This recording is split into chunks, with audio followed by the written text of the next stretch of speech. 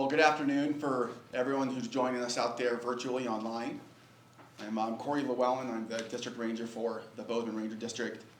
I'm going to talk through a few things and then help facilitate our agenda this afternoon. We have a variety of different speakers and folks tied in with the incident to give you some updates on various different topics. A couple things. One, really appreciate you taking the time this afternoon to join us. Obviously, we would much rather be face-to-face.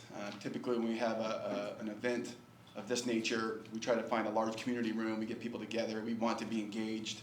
We want to have that face-to-face opportunity. With the COVID situation that we're dealing with, unfortunately, we're just not able to do that. But we're very committed about sharing information with the community about what's going on with this incident and just trying to get as much information out when we can. So again, just thanks for your time, thanks for your patience. Bear with us a little bit as we kind of go through this virtual option. Of course, we most certainly want to hear from you. We would like to get any questions and comments that you have. And so the virtual platform you're logged into right now, we have a variety of folks who are online monitoring the queue there. If you have any questions, we just ask you to please go ahead and type that into that virtual online platform. That question will get relayed to us, will get relayed to me, or whoever else is speaking at the moment, and we'll do our best to answer that question right then and there. If it's a question that's maybe a little better fit for someone else on the agenda, we'll just make sure we keep track of it, but really committed to just engaging with everybody and doing the best we can to answer your questions and to share information. Few things. The first thing I'd like to do is provide just a kind of a quick recap with how this incident started. For those who were here on Friday afternoon, September 4th, you obviously saw what happened. The fire started around 3:30 in the afternoon on Friday.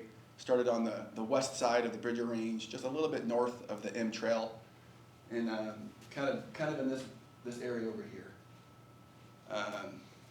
Obviously it was a pretty bad spot for the start of a fire. It was at the bottom third of the slope. Fires tend to like to move uphill, and of course everything aligned for that fire to move pretty quick. With the weather that we had on Friday, with the orientation of the landscape and the fuels that we had, and with the wind on it, that fire did move pretty quick and made its way up to the top of the ridge in a pretty short time. Again, if you were here on Friday afternoon, you most certainly saw the aerial efforts that we had engaged. We had a lot of retardant planes, had various different helicopters, and just doing everything we could to engage in that fire as quickly as we could to try to knock it down. So on that note, brings me to the next topic. From the very beginning, this fire has been a all hands on deck approach with everybody in our community, with all of our partners and stakeholders. Immediately we were in unified command. We're currently in unified command and we'll stay in unified command. What I mean by that is that we're just directly tied in with the county, with the state, with our volunteers, tying with the city of Bozeman, our cooperators. It's been an incredible engagement from everybody in our community.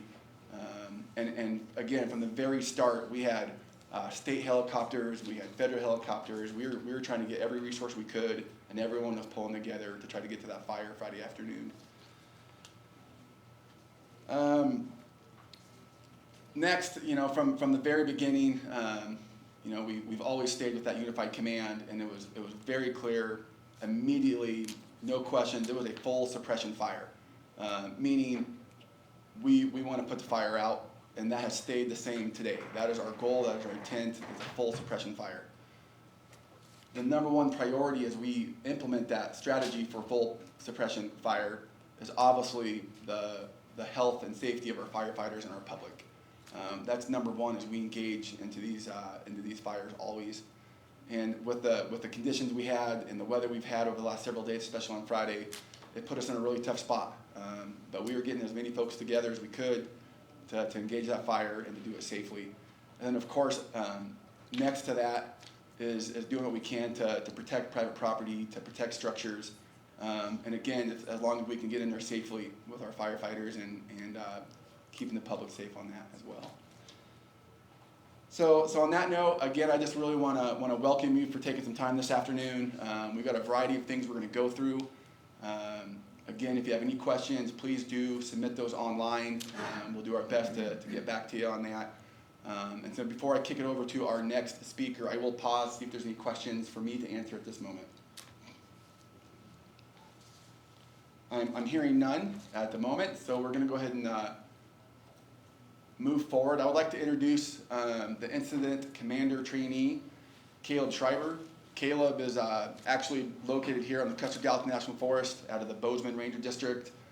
Knows the landscape in the area. He's our AFMO fuels specialist, and Caleb is going to give us an update on kind of Friday night and then all the way to where we are right now. And then we also to just recognize, we know we need to speak up a little bit more, so we'll be sure we do that so you folks can hear us online. So on that note, I'd like to kick it over to Caleb. Thank you.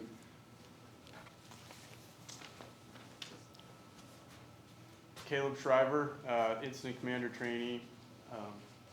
Came on the fire at about 7 o'clock on Friday, 7 o'clock in the evening. Resumed command over the fire from the initial attack forces shortly thereafter and established unified command. And again, I can't emphasize how important that has been and how helpful everybody has been from the county, state, and all of our cooperators. Very, very helpful, very cooperative, and it's been critical to the successes that we have had so far, which is really keeping everybody safe. This fire on Friday grew to about 200 acres. At that point, it was really concentrated, mostly on the west side of the ridge, and had some pretty good slop over to the east side of the ridge. And that night, things were looking pretty good. They had mostly laid down, but we knew the weather was not going to be cooperative the following day. So we really stressed that in the morning with our briefing, made sure that everybody knew, that we were going to try to continue to fight the fire aggressively, but provide for safety first, and make sure that everybody was prepared for that weather and the fire behavior change in the afternoon. And again, I'm going to go back to the success of that unified command and the great decision making and risk management. The fire did blow up about 1:30 in the afternoon yesterday, and it took us to our current situation, which is about 7,000 acres. We had a lot of folks that had to disengage from the fire at that point yesterday and retreat to safe areas. Those calls were made timely, and communication was excellent between county resources and the federal resources and all of our partners and cooperators, Sheriff's Department, fire departments. We got the evacuations going, got folks out of there, made sure that the area was closed down. We weren't getting extra folks coming in. And that was, I think, as smooth as we could possibly expect considering the circumstances. We continued to reassess the situation and re-engage those resources appropriately as soon as it was safe to do so. You can see on the map that there are a lot of structures involved out there as far as being impacted by the fire. We still are assessing exactly, what structures have been lost, what structures are still there, what structures have been lost. Current situation today, last night things did lay down again, but we have another critical fire weather again today. Fire right now is starting to pick up again in the northwest corner up here. They're hitting it with retardant aircraft right now. We do have some successes today. in direct attack on the west side, and the fire is kind of naturally holding in the bare rock and stuff at the top of the ridge on the west side. We're hitting this really hard with helicopters and several hand crews right now. And then we've got a lot of county resources and cooperators engaging in structure protection out on this side of the fire.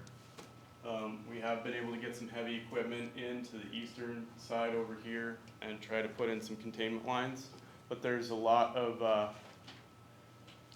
unburned fuel still in there, and our resources availability is still pretty limited to be able to do any sort of direct attack in there. So a lot of it, what happens there will depend on today's weather situation. And the fire is slowly but still continuing to grow to the north.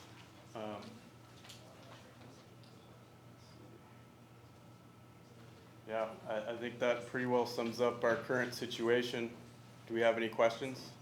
Yeah, Caleb, can you show generally some locations around the fire so people can orient Sure. themselves, including Bridger Bowl?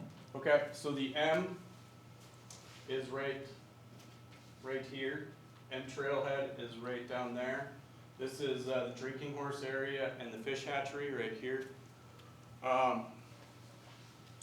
For those folks that are familiar, Bridger Canyon Fire Department Station is right in here. And then Bridger Bowl is just to the north. It's kind of at the top of the screen up